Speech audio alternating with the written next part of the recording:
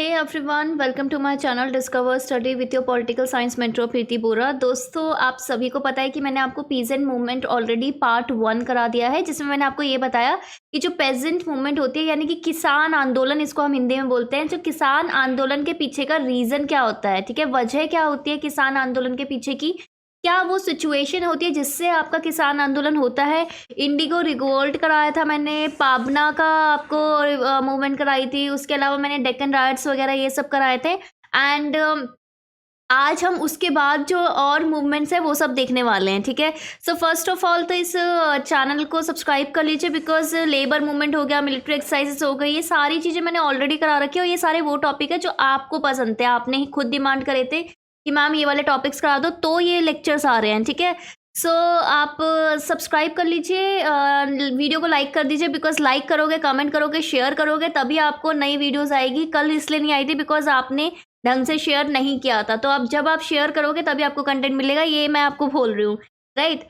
तो चलिए फिर स्टार्ट करते हैं पेजेंट मूवमेंट, ठीक है। मैं बता देती हूँ आपको, मैंने पेजेंट मूवमेंट के रीजंस आपको बता दिए थे, क्या क्या था। मैंने आपको बोला था कि permanent settlement system, Mahalwari Ryotwari system हो गया, ये मतलब इसमें रेवेन्यू बहुत ज़्यादा उनसे कर लिया जाता था। उसके अलावा अगर फसल खराब भी हो गई तभी भी उनसे बहुत ज़्यादा टैक्स लिया जाता था, उन पर अत्याचार होता था, और बार बार ना वो रेवेन्यू भरने के लिए वो लोन वगैरह लेते थे एंड वो लोन चुका नहीं पाते थे, तो बहुत सारी सिचुएशन होती थी। एंड मैंने ये भी बताया था कि जो स्टार्टिंग में जो अर्लियर फेज था पेजेंट मूवमेंट किसान आंदोलन का, उसमें कोई नेतृत्व नहीं था, लीडरशिप नहीं थी, बट लेटर ऑन थोड़ा लीडरशिप आने लगी।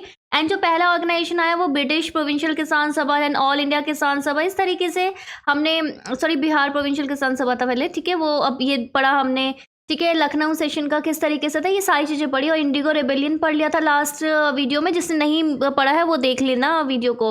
पाबना मूवमेंट पढ़ ली थी, उसके अलावा डेक्कन रायट्स वगैरह ये सब पढ़ लेते। अब बात आती है, ठीक है, ये तो थी अर्लियर फेज, जब हमारा जो नेतृत्व था, थोड़ा जो संगठन नहीं था, हमारा मूवमेंट संगठित नहीं थी। अब बात आती है कि ऐसा सिचुएशन ये 1885 के बाद, 1885 यानी कि जब आपका इंडियन नेशनल कांग्रेस आती है, 1885 में बनी थी ना Indian national Congress. Indian national Congress के आने से ना तो थोड़ा बहुत ना लोगों को, एक तो फर्स्ट ऑफ ऑल अवेयरनेस यानी कि जागरूकता आ जाती है, और दूसरा क्या है कि थोड़ा ऑर्गेनाइजेशन यानी कि संगठित हो जाता है, ठीक है। सारी मूवमेंट, हर चीज़ संगठित हो जाता है एक तरीके से, लोगों को क्या बोलता है, लीडरशिप यानी कि नेतृत्व मिल जाता है, और जितने भी एफर्ट्स है, जितने भी प्रयास है ना, वो सब सामूहिक कलेक्टिव रूप में लिए जाते हैं। तो उस वजह से ये जो भी चेंजेस आए, जो भी बदलाव आए, ये हमें सीधा सीधा अपनी मूवमेंट्स में भी देखने को मिलते हैं। जैसे कि अगर मैं बात करूं कि गांधी जी की लीडरशिप के अंदर जब चंपारण सत्याग्रह हुआ था, अच्छा एक क्वेश्चन आता है एमसीक्यू में नेट जीआरएफ वालों के लिए, वो मैं बता देती हूँ। वो क्वेश्चन ये होता है कि यार ये जो गांधी जी की मूवमेंट्स है इसे क्रम में लगाओ, तो ऐसे केक करके हम याद करते थे, चंपारण ऐसे अहमदाबाद और फिर खेड़ा सत्याग्रह, इस तरीके से हम याद करते थे, तो ये आप भी याद रखना। सो चंपारण जो सत्याग्रह है, बेसिकली चंपारण एक डिस्ट्रिक्ट है आपका, कहाँ पे है, बिहार में। वहाँ पे क्या होता था ना, वहाँ पे जो पेजेंट्स होते थे, जो किसान होते थे ना, उनको बोला गया था कि नील की खेती करो। अब मैंने पहले भी बताया था नील की खेती क्यों करनी है, क्योंकि जो यूरोपियंस थे उनकी जो ड्रेस थी वो सब, क्या जो उनका यूनिफॉर्म होती थी वो मोस्टली वाइट होती थी, एंड उसको वाइट रखने के लिए आपको नील चाहिए होता है। लेकिन नील की अगर खेती करते हो तो उसके काफ़ी नुकसान भी है। नुकसान क्या है, नुकसान ये है कि ये आपको क्या बोलते हैं, जो ज़मीन है ना उसकी उपज, उसकी जो फर्टिलिटी है, उपजाऊ, वो कम हो जाती है, एंड धीरे धीरे वो जो लैंड है ना वो एक तरीके से बंजर सी पड़ जाती है। तो उसमें ना आपका एक तो फर्स्ट ऑफ ऑल आपके पास लैंड राइट्स, ओनरशिप जो है, मालिकाना हक, वो ही कम है। ऊपर से आप बोल रहे हो कि जो 3 कठिया सिस्टम के अंदर, ठीक है, 3 कठिया सिस्टम होता है, इसको 3 कठिया सिस्टम में क्या बोलते हैं कि 328, 20 में से 3 हिस्सों में आपको क्या करना है, इंडिगो उगानी है। और यूरोपियंस फोर्स करते थे, और अब ये ना इनको क्या बोलते हैं, कैश क्रॉप बोलते हैं। कैश क्रॉप क्यों, क्योंकि इंडिगो वगैरह बेच के आपको कैश मिलेगा ना बदले में, और उसके प्राइजेस भी ना फिक्स्ड होते थे, और फिक्स्ड भी होते थे, बहुत कम प्राइस मिलते थे, तो लोगों को घाटा ही होता था। तो आज की मूवमेंट्स में हम मोस्टली गांधी जी से संबंधित मूवमेंट्स ही करने वाले हैं। 1917 में क्या हुआ, जो महात्मा गांधी जी, आपको पता है महात्मा गांधी कब आए थे इंडिया, 9 जनवरी या फिर 15 जनवरी, कौन सा जनवरी है, ठीक है, 1915 में, राइट। उसके बाद 1 साल वो पूरा घूमे, उन्होंने भ्रमण किया, उसके बाद उन्होंने अपना आपका आश्रम बनाया। कहाँ पे बनाया था वो आश्रम, मुझे बताइए, 1916 में। एंड 1917 में वो चंपारण गए थे।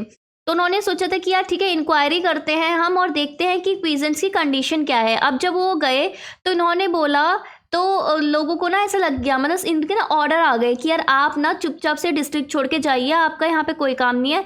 अब चंपारण में क्या हो गया था, चंपारण में इन्होंने फर्स्ट ऐसे इंसान थे जिन्होंने मना कर दिया, डिफाइड, मना कर दिया कि यार हम ना डिस्ट्रिक्ट ऑफिशियल्स के कि यार मैं तो नहीं छोड़ के जा रहा। तो वही बहुत बड़ी बात थी, ठीक है, वही बहुत बड़ी बात थी। एंड इवन ये इतनी बड़ी बात थी लोगों ने कि उन्होंने गांधी जी जैसे महात्मा वगैरह ये सब बोलना शुरू कर दिया, राइट। अच्छा, गांधी जी को महात्मा का टाइटल किसने दिया है और रविन्द्रनाथ टैगोर को गुरुदेव का टाइटल किसने दिया है, ये मुझे बताइए। 1917 में गवर्नमेंट ने एक इंक्वायरी कमीशन कमेटी बैठाती है जिसमें गांधी जी भी मेंबर होते हैं, और उसके परिणाम स्वरूप आपका चंपारण एग्रेरियन एक्ट 1918 पास होता है, जिसके तहत जो टेनेंट्स होते हैं ना वो क्या है, special imposed review by the Indigo planters, ठीक है। सो बेसिकली जो एक्स्ट्रा वो जो रेवेन्यू वगैरह लगाते हैं ना वो सब नहीं करना, उन सब से उनको बेसिकली थोड़ा हल्का हो जाता है सिनारियो, मतलब ऐसे जो किसान होता है उनके फेवर में डिसीजन आ जाता है और ऐसा नहीं होता, और ये बोल देते हैं सीधा सीधा कि जो यूरोपियंस हैं वो ऐसा कर वसूली ये सब नहीं करेंगे, राइट। इस पे बात आ जाती है। नेक्स्ट आता है आपका खेड़ा सत्याग्रह 1918 का। Kheda Satyagraha it was chiefly directed against the government.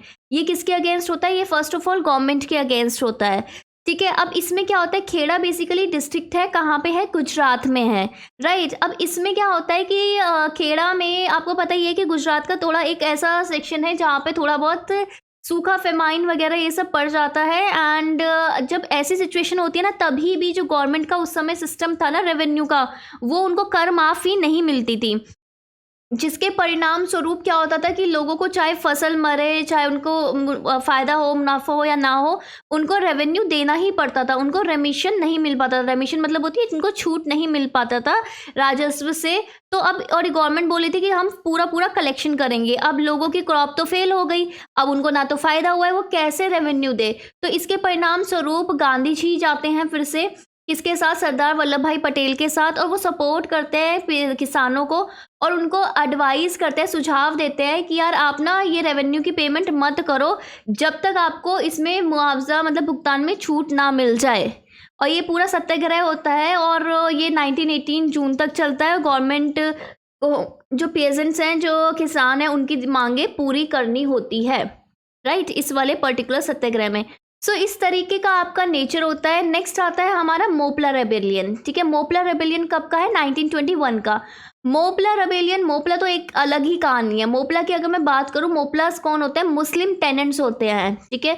Moplah Malabar क्षेत्र में रहने वाले मुस्लिम किराएदार होते हैं। और ऐसे अब ये ना केरला, बेसिकली ये केरला का सिनारियो होता है, केरला का सीन होता है। तो जो टेनेंट्स होते हैं, जो लोग मजदूरी करते हैं, वो जो खेत में काम करते हैं, वो सब किराएदार, वो सब कौन होते हैं, वो मोपलाज होते हैं, राइट। और उसमें जो अधिकांश लैंडलॉर्ड्स होते हैं, देखो उस जमाने में ना हिंदू मुस्लिम वगैरह ये सारा सिनारियो इतना नहीं था, ठीक है। उस अंदर ये होता था कि सबसे बड़ी बात है कि जमींदार कोई भी होगा उसकी चलेगी, ठीक है। जमींदार को मतलब एक तरीके से पावर से रिलेट किया जाता था और एक्सप्लॉइटेशन से रिलेट किया जाता था। यार ये तो ना लोगों से रेवेन्यू वसूल करता है। तो आपके लैंडलॉर्ड्स कौन होते हैं, हिंदूज होते हैं। अब क्या होता था कि ये ना अपनी शिकायतें दर्ज कराते थे और इनको लगता था कि यार हमारा ना टेन्योर सिक्योर नहीं है, हमें बहुत ज़्यादा रेंट लेना पड़ रहा है, रिन्यूअल फीस बहुत ज़्यादा है, और हमारे को क्या है, हमारा दमनकारी वसूली की जा रही है, बेसिकली इनका ये मानना था।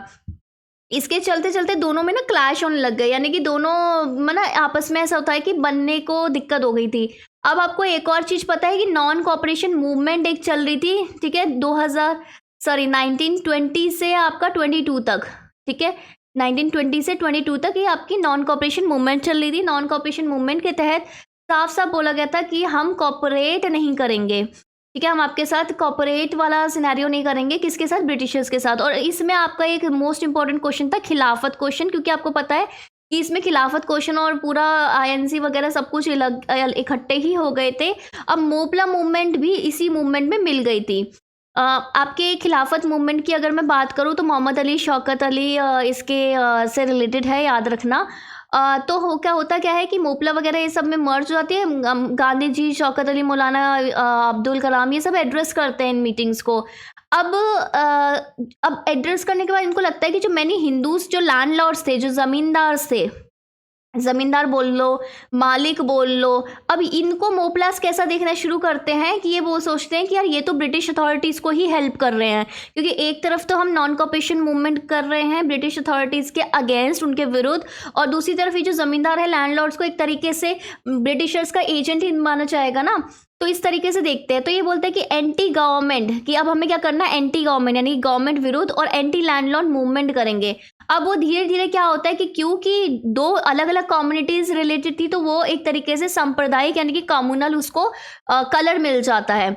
जो कम्युनलाइजेशन होता है ना, इस कम्युनलाइजेशन, इस सांप्रदायिकता के चलते जो मोपला मूवमेंट होती है, फिर धीरे धीरे नॉन कॉपरेशन वो ये जो खिलाफत है उससे अलग होती है, एंड धीरे धीरे आपका ये मूवमेंट खुद ही आपका दिसंबर 1921 में शांत होती है। बट ये मूवमेंट अगर की मैं बात करूँ तो थोड़ा वॉयलेंट भी होती है ये, ठीक है। इस मतलब फोर्स का यूज़ भी किया जाता है और एक तरीके से कम्युनल कलर आपको यहाँ पे देखने को मिलेगा। एंड इससे पहले की अगर मैं बात करूँ तो इससे पहले का एक बैकग्राउंड है कि 1909 में आपको पता है सेपरेट इलेक्टोरेट आपको वैसे ही मिल गया था।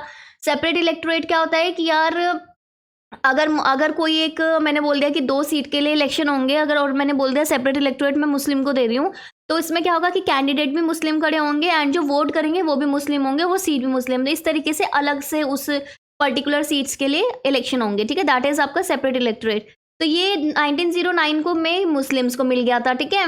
1919 में आपको किसको मिल गया था, यूरोपियंस को मिल गया था, आपके एंग्लो इंडियंस को मिल गया था, सिख्स को मिल गया था, इस तरीके से आपका मिल गया था। तो इसकी वजह से थोड़ा जो कम्युनलाइजेशन था ना, यानी कि सांप्रदायिकता, उसकी भावना घर कर रही थी, एंड वही चीज़ हमें इस मूवमेंट में देखने को मिली। क्योंकि जिस तरीके से ये जो राष्ट्रीय वातावरण था ना, जैसे कि गांधी जी आए एंड मूवमेंट को संगठित किया, ये सब करा, इंडियन नेशनल कांग्रेस आई, तो हमने देखा कि ऑर्गेनाइजेशन है, मूवमेंट में लीडरशिप है। एंड अगर इस तरीके से कम्युनल अगर हम देखेंगे तो वो भी चीज़ हमें दिखी, किसमें दिखी, मोपला रेबेलियन में दिखी थी हमें। तो आज के लिए इतना ही, आज हम इतना ही करते हैं। नेक्स्ट अब ये वीडियो अगर आप तो ढंग से प्रमोट करोगे आप लोग, तो कल मैं आपको और मूवमेंट्स कराऊंगी। मैं देखो बारदोली सत्याग्रह करेंगे, तेभागा मूवमेंट करेंगे, तेलंगाना मूवमेंट करेंगे, ऑल इंडिया किसान सभा के बारे में पढ़ेंगे, ठीक है। तो चलिए bye bye, take care, have a nice day and all the best for JRF. ये आपका यूनिट नंबर 8 पॉलिटिकल प्रोसेसेस के में आएगा और अच्छे से आप इसको करना प्रिपेयर, ठीक है। बाय बाय, शेयर कीजिए।